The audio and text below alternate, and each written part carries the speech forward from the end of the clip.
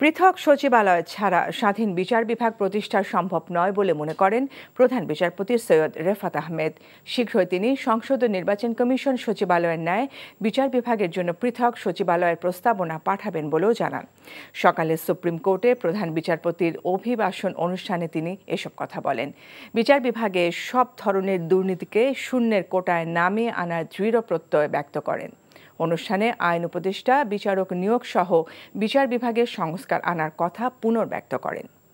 Report করছেন ফাহাদ মোহাম্মদ। ছাত্র জনতার গণঅভ্যুত্থানের পর বাংলাদেশের প্রধান বিচারপতির দায়িত্ব নেন বিচারপতি সৈয়দ রেফাত আহমেদ। দায়িত্ব নেবার পর প্রধান বিচারপতির অভিবাসন অনুষ্ঠানে বিচারক ও বিচার বিভাগীয় কর্মকর্তাদের উদ্দেশ্যে বক্তব্য রাখেন। তিনি বলেন, বিচার বিভাগকে কলুষিত করা হয়েছে। বিচার বিভাগের উপরে মানুষের যে আস্থার সংকট তৈরি হয়েছে তা দূর করে নতুন দক্ষ প্রগতিশীল বিচার বিভাগ প্রতিষ্ঠা করাই হবে সংস্কারের মূল লক্ষ্য। কোনো সন্দেহ নেই যে বিদ্যমান সমস্যাগুলোর মধ্যে প্রধান সমস্যা হচ্ছে নির্বাহী বিভাগ থেকে বিচার বিভাগ কার্যকর রূপে পৃথক না হওয়া। বিচারকদের প্রকৃত স্বাধীনতা ততদিন পর্যন্ত নিশ্চিত হবে না যতদিন না বিচার বিভাগে দীর্ঘদিন ধরে বিরাজমান দ্বৈত শাসন ব্যবস্থা অর্থাৎ সুপ্রিম কোর্ট ও আইন মন্ত্রণালয়ের যৌথ এখতিয়ার সম্পূর্ণরূপে বিলোপ করে জরুরি ভিত্তিতে বাংলাদেশ সুপ্রিম কোর্টের অধীনে পৃথক সচিবালয় প্রতিষ্ঠা করা হবে।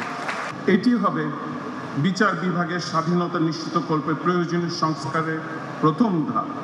প্রধান বিচারপতি বলেন, অন্যান্য প্রতিষ্ঠানের মতো কাউকে ছাড় দেওয়া হবে না বলে জানান তিনি। আমরা দেখেছি চাঞ্চল্যকর সাগররুনি হত্যাকাণ্ডের তদন্ত রিপোর্ট প্রদানের জন্য ইতিমধ্যে 111 বার সময় নেওয়া হয়েছে। এটা কিছুতেই কাম্য হতে পারে না। বিচারকদের জবাবদিহিতা নিশ্চিত করা ও বিচার বিভাগের দুর্নীতি বন্ধ করতে আমি বদ্ধপরিকর। আজ আমি এই মঞ্চ হতে বিচার বিভাগের যে কোনো প্রকার দুর্নীতির বিরুদ্ধে জিরো টলারেন্স ঘোষণা করছি। ব্যক্তি পর্যায়ে একজন বিচারকের দুর্নীতি সমগ্র বিচার বিভাগের উপরে কালিমা লেপন করে। এমনকি আদালতের একজন সহায়ক কর্মচারী কিংবা আইনজীবী সহকারীও যদি দুর্নীতি করেন, সাধারণ জনগণ সাদা চোখে সেটিকে বিচার বিভাগের অবক্ষয় হিসেবেই গণ্য করে। প্রধান বিচারপতির অভিবাসনে আইন উপদেষ্টা বলেন, বিচার বিভাগের মর্যাদা নির্ভর করে বিচার বিভাগের কর্মকর্তাদের উপর। আইন এবং বিবেক দিয়ে কাজ করতে বিচারকদের প্রতি অনুরোধ জানান তিনি। প্রধান উপদেষ্টা আরজি গ্রহণ করতে বিব্রত বোধ করেছিলেন। আপনাদেরকে কেন করেছিলেন? আপনার এটা দায়িত্ব না, আপনার এটা সাংবিধানিক দায়িত্ব না। আপনি শুনে রিজেক্ট করে দেন, শুনে রিজেক্ট করেন, সমস্যা নাই। আপনি শুনবেনই না, আপনারা কিন্তু বিবেচনা করেন। আপনাদের এখানে অনেক ভালো বিচারপতি আছেন, আপনাদের সুনাম কিছু বিচারপতির কারণে ক্ষুণ্ণ হয়েছে।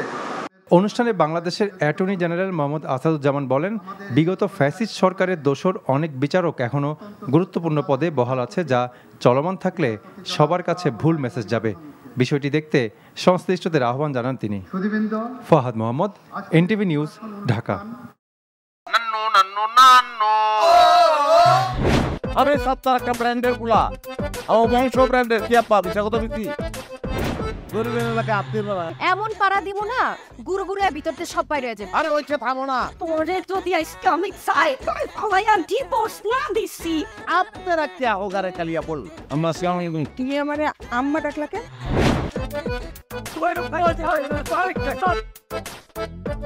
তুমি আমাদের দাবি মানতে হবে, মানতে হবে। মামু তুমি গদ্দার মাইয়া রে, কোনদিন স্বামীর মুখ দেখাও না। আমি আপনারে আমি দেখে নিব। হাতে লাগে বেতারে হাত ছাইরা দাও সোনার চাচারে। এনজিওর কিস্তি প্রথমবার বিকাশ পেমেন্ট করলেই 20 টাকা ইনস্ট্যান্ট ক্যাশব্যাক।